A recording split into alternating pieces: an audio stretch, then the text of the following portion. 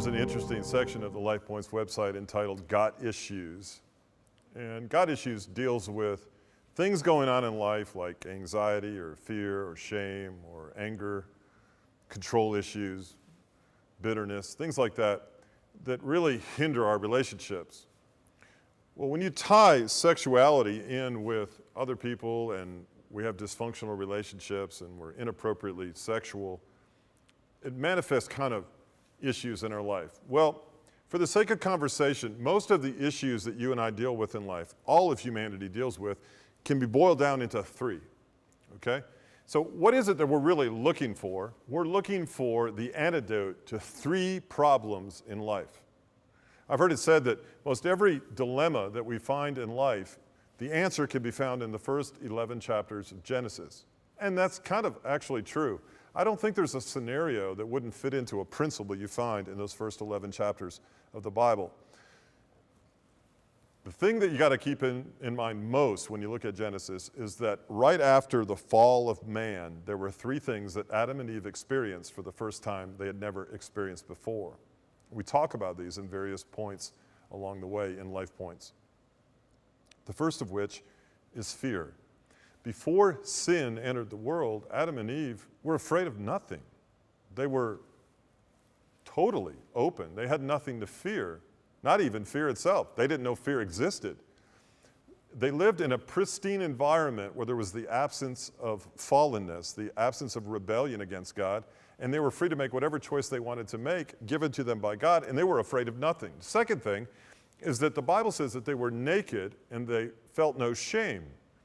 There was no fear and there was no shame. Shame says that you feel less than you actually should. There was no reason for them to feel less than who they actually are. No reason had been given them because nothing existed in their world to cause them to feel inferior. The third thing is they had no reason to hide. There was no reason to be naked, ashamed, afraid, or why hide? Hide from who? There was no one after them. There was nothing that they regretted, so there was no reason to escape. There was no reason to rationalize. There was no reason to cover up. So imagine that world. No fear, no shame, and no hiding. Well, that's what we're looking for. We're looking for the absence of fear, the absence of shame, and the absence of a need to hide one from another. What is it that people do more than anything else? We fear things and fear people and what they think of us. We're ashamed of what we've done, what we think we're capable of doing, or what other people think we've done. And we hide from one another in the form of deception, lies, rationalization, procrastination, you name it. All things are tied back to those three things. This is why I say much of life can be answered in the first 11 chapters of Genesis. There's a great example. Fear, shame, and hiding. So it begs the question, from a sexual standpoint, what is it we're looking for? Well, we're looking for three things, not unrelated to fear, shame, and hiding. We're looking for, everyone's looking for, love. That's what we want. We want to be loved. We want to be valued, and we want to have a sense of belonging. Now, in our dating relationships, and if you're involved in sexual relationships, you're probably moving towards that end, or you're in those relationships because they meet one of those needs. You feel loved on some level. You feel valued by another person, and you feel like you belong to another.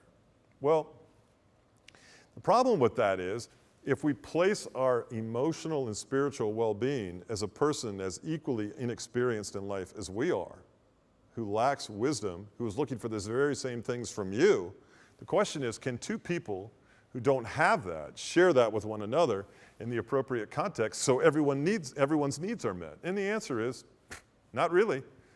We cannot rely upon people to meet our needs. We have to rely in part upon God to meet our needs. That's why we have within us this God-shaped void that only He can fill. Now, when Adam was in the garden and God came looking for Adam, God said something very interesting. He said, Adam, where are you? Notice what He didn't say at first. Adam, what have you done? Well, Adam was afraid. Adam was ashamed. Adam was hiding. God is most interested in you from this standpoint. Please hear this. God is not as interested in what you've done. God is more interested in where you are in relationship to Him. Because he no longer wants you to be afraid. He no longer wants you to be ashamed. And he certainly doesn't want you to hide from him anymore. What are you looking for? You're looking for God.